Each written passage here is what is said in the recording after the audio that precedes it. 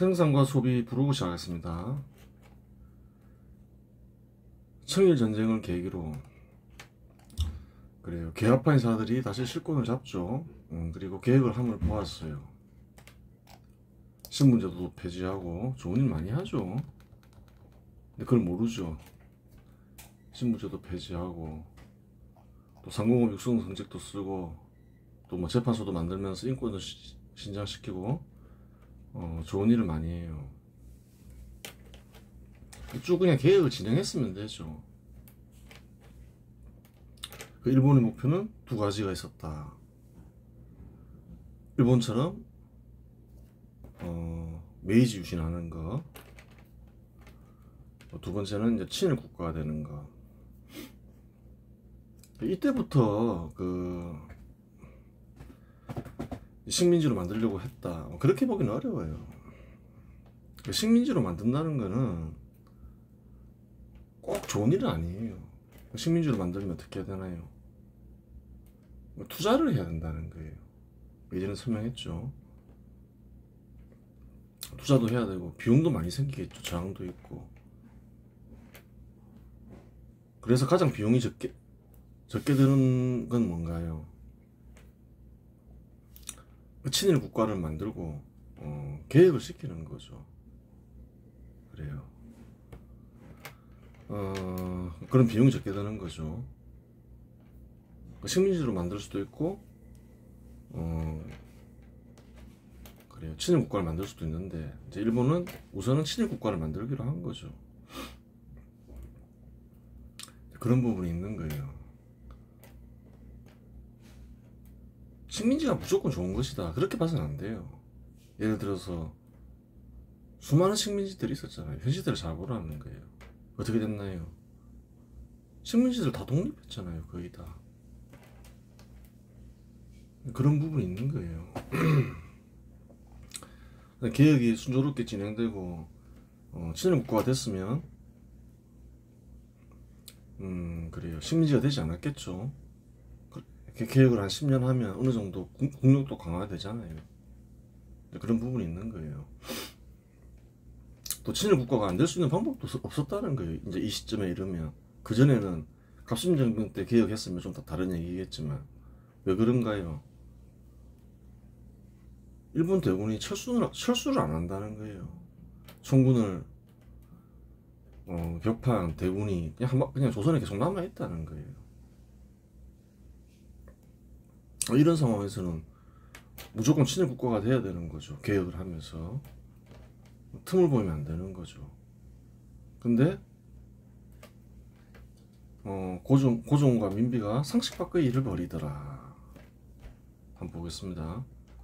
고종도 마찬가지겠지만 민비와 개화파 인사들은 서로 간에 씻을 수 없는 한번 보겠습니다. 개혁은 순조롭게 진행되는 것 같았지만 고종은 1895년 7월 6일 박용료를 파면하고 7월 20일 정도이기도 하죠. 다시 조사해봐야 되죠. 왕실 중심 인사로 3차 개혁을 단행한다. 또한 조선의 고종은 1895년 9월 13일 일본인 교관에게 훈련받는 훈련대를 해산했다. 그래요. 박용료는 당시 이제 개화파 인사 중에서는 가장 지위가 높았죠. 내무 대신 가장 높은 건 아니지만 총괄 지휘를 했죠. 실권을 갖고 있었죠. 그 파면하고 사건이 있었지만 그래요. 또 그 일본인 교관에게 훈련받는 훈련대가 있죠. 개화파 인사들이겠죠. 훈련대 구성원들은 개화파 인사들이고 또 친일 인사들인 거죠. 이제 그런 훈련대를 해산시켜 버린다는 거예요. 일본군은 청일전쟁으로 파병된 이후 조선에 계속 주둔하고 있었다. 즉 일본이 대군이 한양에 머무르고 있는 상황에서 조선의 수도는 그 당시 한양이었죠. 고종은 반일을 선포한 셈이다. 이 사람 미친 사람인가 이렇게 생각할 수 있는 거죠. 실상 조선 입장에서는 친청 국가가 되건 친일 국가가 되건 친미 국가가 되건 친명 국가가 되건 뭐 그래요. 친러 국가가 되건 친러 국가가 되건 아무런 문제가 없었다. 왜 꼭 친일 국가가 되면 안 되느냐. 고종은 절대 친일 국가는 안 하려고 했죠. 일본의 대군이 머무르고 있는 이상 친일 국가가 되어야 하는데 기어코 반일을 선포한 셈이다. 그래요. 좀 이상하죠. 아, 대군이 조선에 머무르고 있는데 도대체 어쩌자고 이런 반일을 선포한 것인가. 일본군 교관에 의해서 훈련대로 해산한 것은 대놓고 반일을 한 셈이잖아요. 친일 안 한다 이거잖아요. 아예 해산해버렸잖아요. 반일을 선포하면 무수할 것이라고 생각했던 것인가. 이는 정상적인 사람이 내릴 수 없는 판단이다. 그렇죠. 대군이 머무르고 있는데 이와 같은 일을 벌였다는 거예요. 즉 이때의 고종과 민비는 미쳤다. 그러면 고종과 민비가 미치는 원인을 살펴보아야 한다. 이상하죠. 이상한 일이 벌어지면 반드시 이유가 있는 법이에요. 예전에 그 동학군도 살펴봤잖아요. 아니 자기를 죽이려고 하는 청군을 공격하지 않고 그래요. 가만히 있는 자기들을 건드리지 않는 일본군을 건드리더라. 그러면 반드시 거기에는 이유가 있다. 찾아보니까 이유가 있죠. 여기에도 이유가 있다는 거예요. 고종도 마찬가지겠지만 민비와 개화판에서들은 서로 간에 씻을 수 없는 원한이 있다. 있죠. 내일 살펴봤지만 한 번 더 보겠습니다. 1883년 갑신정변 때 민비일파는 개화판사들에 의해 살해당했다. 그렇죠. 살해당한 적이 있다는 거예요. 당시 실권을 행사하던 총용사 민태호는 민비의 사촌 당숙이고 병조 판사 민영목은 오촌 조카이며 공국사무독판 민흥식은 민비의 오촌 조카였다. 그 실권자들이 대부분 민비 일파였는데 다 살해했다. 갑신정변 때. 이러한 사정이 있었기에 민비라고 불리는 민자영은 도무지 개화파 인사와 개화파 인사를 지원하는 일본을 용납할 수 없었다. 사감이 있겠죠, 당연히. 민자영이 한 일이 민자영 자신을 위한 일이었겠나. 고종이라고 불리는 이재왕을 돕기 위한 일이었고, 그래요. 민자영의 뜻은 사실 이재왕의 뜻이었던 것이다. 그렇죠. 물론 민비에 대한 원한은 개화파 인사들에게도 물론 있었다. 그 민자영의 원한은 이재왕의 원한이기도 했다. 이 말인 거예요.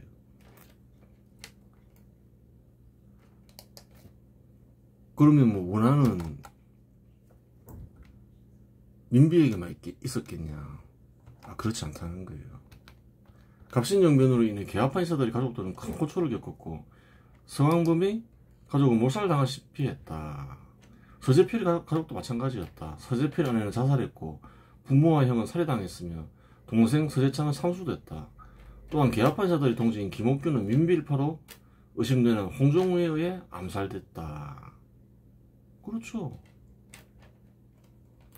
동지인 김옥규는 살해당하고 암살당하고 서재필 가족 서강본 가족 다 참살당하다시피 하죠. 서로 간에 원한이 깊다는 거예요. 민비와 개화파 인사들 사이에는 깊은 원한이 있었지만 드러낼 수는 없었다. 민비는 일본의 지원을 받는 개화파 인사에게 복수를 할 수 없었고 개화파 인사 역시 개혁의 완수를 위해 민비에 대한 복수를 미뤘다. 그렇죠. 큰 반발이 일어날까봐 그렇죠. 민비나 왕을 죽이면 또 큰 반발이 일어날 수 있잖아요. 근데 어떻게 보면 너무 좋게 봤다는 거예요. 사람들이 잘 안 바뀌는데 힘이 있을 때 어떻게 했어야 되나요? 폐위를 시키고 그렇죠. 다른 사람을 왕으로 이렇게 내세우던가 아니면 그냥 아예 미국처럼 공화국이 되면 되는 거죠. 그런 생각까지는 못했다는 거예요. 그냥 내버려 두는 바람에 큰 문제가 생겼죠.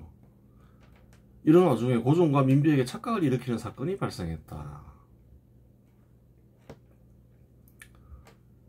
일본군은 청군을 대파한 뒤 요동반도와 타이완과 펑우제도를 할량받는데 실상 요동반도는 청의 수도인 베이징과 가까워 청으로서는 도저히 받아들일 수 없는 조약이었다. 이에 청은 서방 국가들에게 각종 이권을 제공하며 요동반도를 차지를 했고 독일과 프랑스의 지원을 받는 러시아는 각종 이권을 챙기며 일본을 압박했던 것이다. 삼국 관습이라고 부르죠. 1895년 4월 23일 러시아, 프랑스, 독일의 주일보 공사들은 일본 외무차관을 방문하여 요동반도를 일본이 소유하는 것은 청의 수도에 대한 항구적인 위협일 뿐만 아니라 조선의 독립을 유명무실하게 만드는 것이라면서 요동반도를 청에게 돌려주라고 요구한다. 일본 정부는 이를 수락해 요동반도를 반환하고 대신 청으로부터 3천만 냥의 추가 배상금을 받기로 한다. 프랑스, 독일, 러시아 3국을 상대하기는 좀 어렵다 생각을 한 거죠. 그래서 다시 돌려줬다는 거예요. 대신에 이제 배상금을 받고 러시아는 이제 각종 이제 이권을 받죠. 러시아는 1896년 6월 청과의 비밀 협정을 통해 동청철도 부설권을 획득하였고 요동반도 남단의 리순과 다롄을 조차받아 제2의 부동항을 확보하였다. 러시아는 부동항을 확보하는 게 예로부터 목표였죠. 이는 삼국 간섭의 대가로 얻은 이권이다. 그래요. 러시아 역시 극동전술과 만주지배를 위한 목표가 있었는데 일본을 상대하기 힘들어 이와 같은 일을 벌인 것이다. 이권도 없고 일본과 이제 상대하기에는 쉽지 않죠. 본인들도 이제 진출할 생각이 있었고 경쟁을 하는 거죠. 일본과 러시아가. 1870년에서 1890년 독일은 오스트리아 헝가리와 3제 동맹을 맺을 정도로 러시아와 가까운 사이였고 프랑스와 러시아는 러블 동맹을 맺고 있었다. 굉장히 가까운 세 국가였다는 거예요. 그래서 러시아가 일본을 압박을 해서 요동반도를 돌려주게 하죠. 러시아의 힘으로 요동반도를 청에게 돌려주는 모습을 본 고종과 민비는 상의하여 러시아가 일본보다 더 강한 국가라고 판단하고 친러 국가가 되기로 결심한다. 그래 뭐 상의 일말까지 넣을 필요는 없죠. 그러한 결심을 한 고종과 민비는 러시아와 친해지기 위해 러시아 공사 베베르를 자주 접견하고 친하게 지내려 했다. 실제로 그랬다는 거예요. 증거가 뭐냐? 러시아 공사 베베르가 멕시코 주재 공사로 발령나자 고종의 베베르의 유임을 강력히 희망하며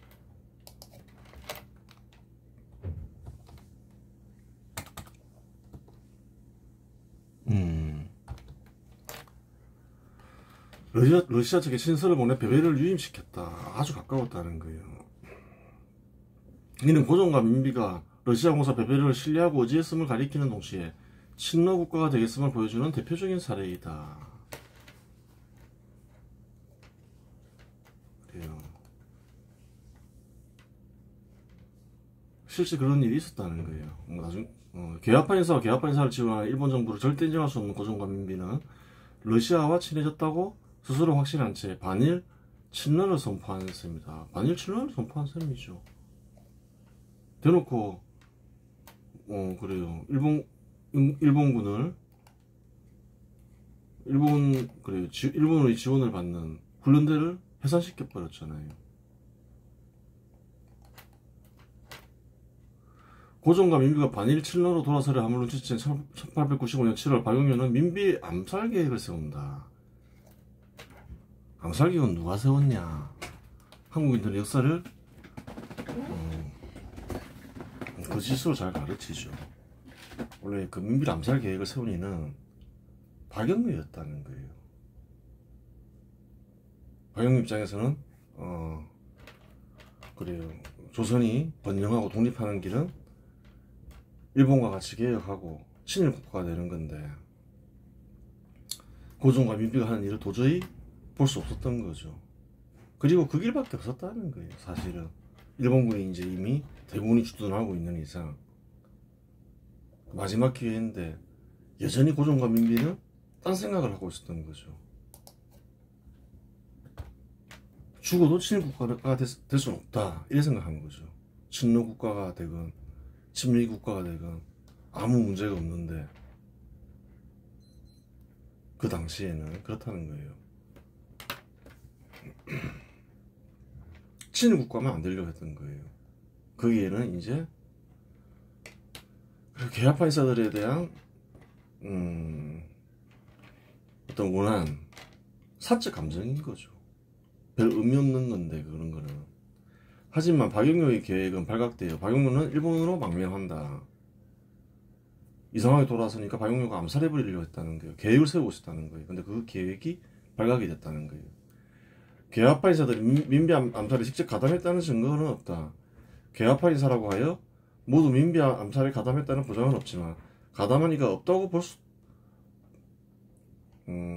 가담한 이들도 많았다.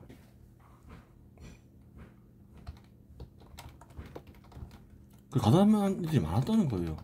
박용효가 혼자서 계획을 안 세웠겠죠. 박용효가 그를 따르는 이들이 과연 민비 암살을 포기했을 리도 없다. 그러면 박용효가 갔으면 떠나갔으면 박용효는 도망쳤죠. 그런 이들이 많았다는 증거가 있냐? 있다. 왜 없겠냐? 이렇게 있다는 거예요. 실제로 가담도 했다는 거예요. 신흥이, 이규환, 우범선은 개화파 인사들로 박용효와 민비 암살을 계획한 이들로 알려져 있다. 민비 살해 계획이 발각되자 신흥이, 이규환은 박용효와 함께 일본으로 망명했고 남아있던 훈련대 대대장이었던 우범선은 민비 살해 시 일본 낭인들과 함께 민비를 살해하는 데 참여했다는 거예요. 일본인이 암살했다, 주도했다. 꼭 그렇지 않다는 거예요. 내막을 잘 안 가르쳐주죠. 개화파 인사들과 민비 일파는 원수죠. 민비와 또 고종과도 마찬가지였다는 거예요. 고종의 뜻이 민비의 뜻이었다는 거예요. 그래요. 실제로 계획은 누가 세웠냐? 박영효가 세웠다는 거예요.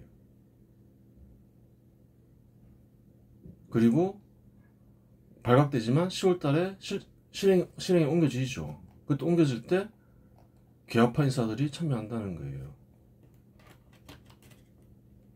일본이 주도해서 암살했다. 그렇게 봐서는 안 된다는 거예요. 박용효가 일본 사람이 아니잖아요. 일본인들이 많이 참여하지 않았냐? 그것도 거짓말이라는 거예요. 한번 보겠습니다. 고종이 1895년 9월 13일 일본인 교관에게 훈련받는 훈련대를 해산하자 일본 정부는 더 이상 고종의 치는 행보를 묵과지 않는다. 가만두면 안되겠다 이렇게 생각하죠. 그 전에 뭐가 있었나요? 1895년 7월 19일 일본은 군인 출신 미우라고는 조선주재 정권공사로 임명한다. 군인 출신을 임명해버린다는 거예요. 눈치를 챘어야 되는 거죠. 조심했어야 되는 거죠.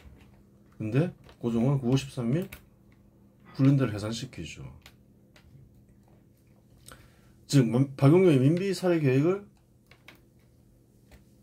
승인한 것으로 보인다. 증거가 없으니까.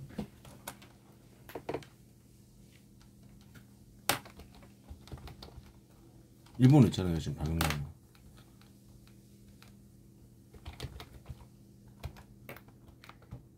승인한 것으로 보인다.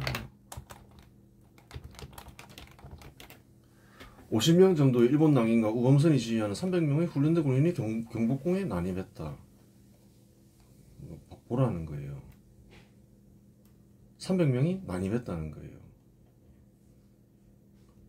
숫자가 확인이 되지 않지만 제법 많은 군인들이 궁을 지키고 있었겠지만 전투를 벌였다는 증거는 없다. 당시 궁을 지키는 시위대는 미국인 교관이 지휘했다. 전투를 벌였으면 미국인 교관이 기록을 남겼을 텐데 기록이 없는 것으로 보아 아무런 저항이 없었음이 확인된다. 혹자는 당시 궁을 호위하는 군인들이 보이지 않았다는 말도 전해진다. 군인들 역시 올 것이 왔구나 하고 다 도망친 것이다. 근데 이제 이상한 점이 있다는 거예요. 궁을 제법 많은 사람들이 지키고 있겠죠. 그 넓은 궁을. 근데 전투가 있었나요? 없었나요? 전투를 벌였다는 증거는 하나도 없죠. 자료를 숨겼겠냐는 거예요.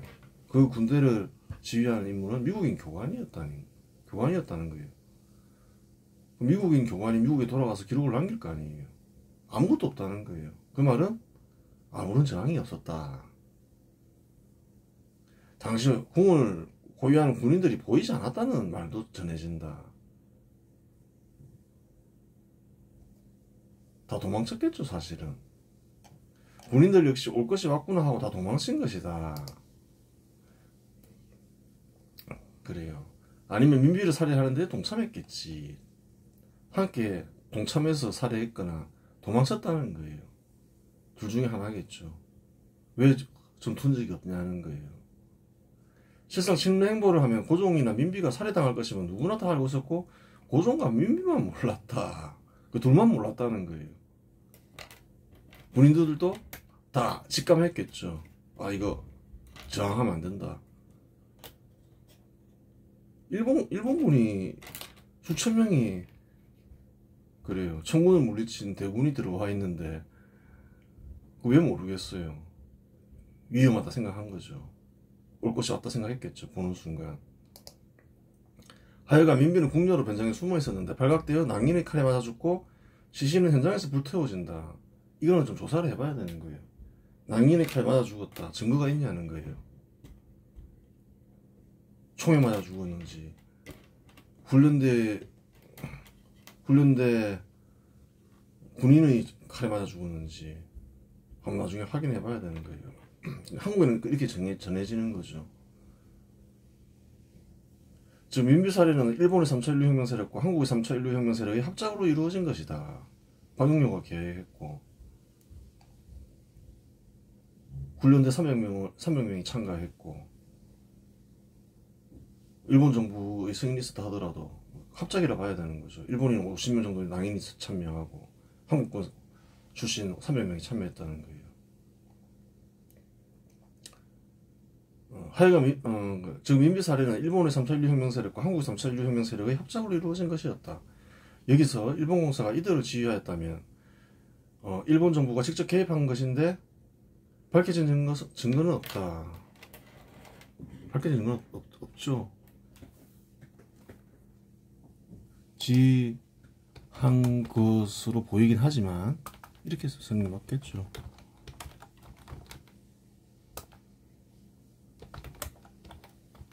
증거는 없다는 거예요. 떠도는 소문들은 많은데 진위 여부를 확인할 수가 없어요. 그 사고 5일 전에 일본 공사와 어디서 회의를 했다. 공식적인 증거가 아니죠. 일본 공사관 지하에서 회의했다 이러는데 그거 누가 본 사람이 있지 않은 거예요.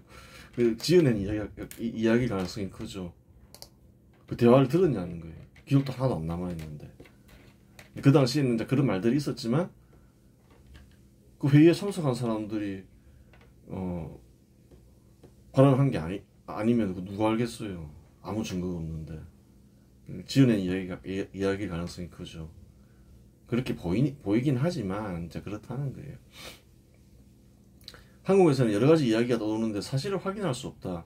이 사건으로 공사 미우라 고로 등 관련자 48명이 투옥되어 재판을 받는데 일본 법원은 증거 불충분으로 무죄 석방했다. 증거가 없다는 거예요. 미우라 고로 이런 것들이 증거 불충분이다. 함께 침입했던 훈련대 300명이 재판받았다는 자료는 없다.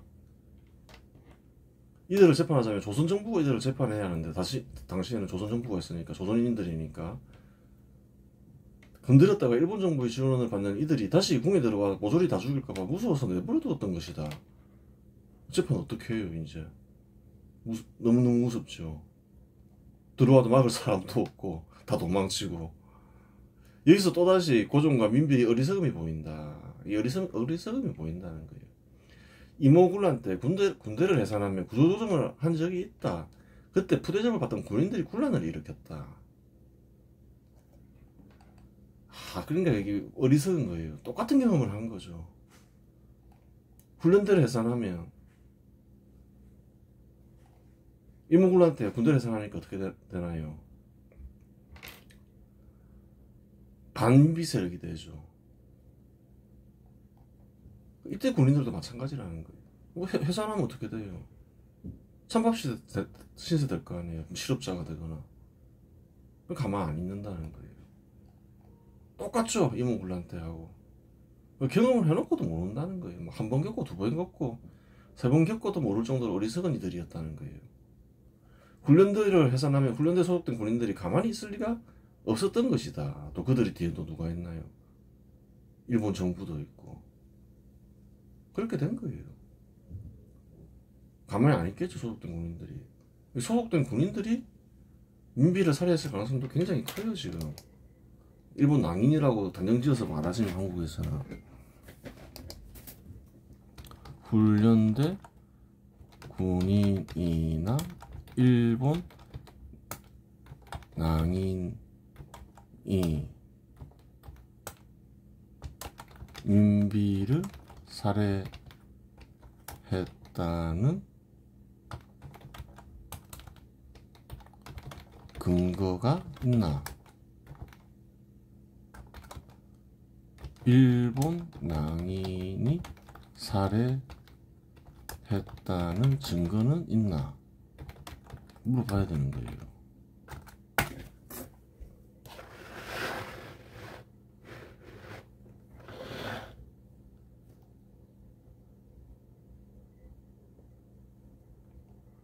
둘 다 관련된 건 사실이죠. 낭인 한 50명, 훈련된 군인 300명.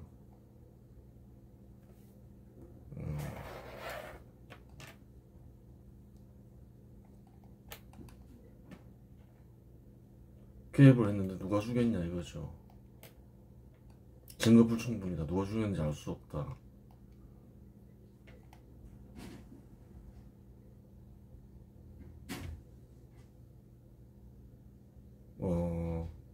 우범선이 직접 살해했다고 자백한 기록이 있다죠. 일본 낭인 그것도 그 거짓말이었던 거예요.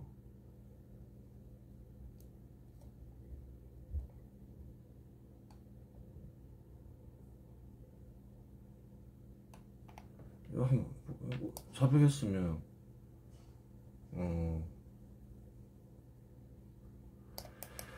그래요. 이거 한번 알아봐야 되는 거죠. 어디에 나오나.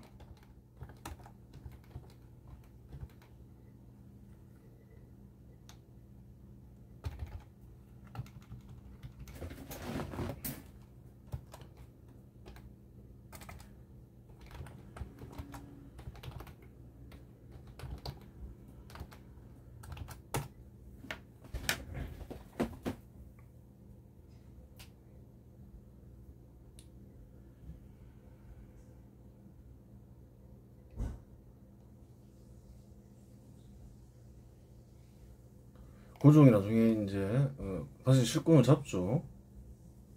그러면서 체포령을 내리고 참수 명령까지 내리죠. 우범선은 체포되지 않고 망명했다는 거예요.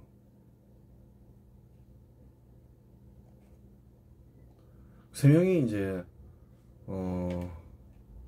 자백을 했다, 처형을 당하죠.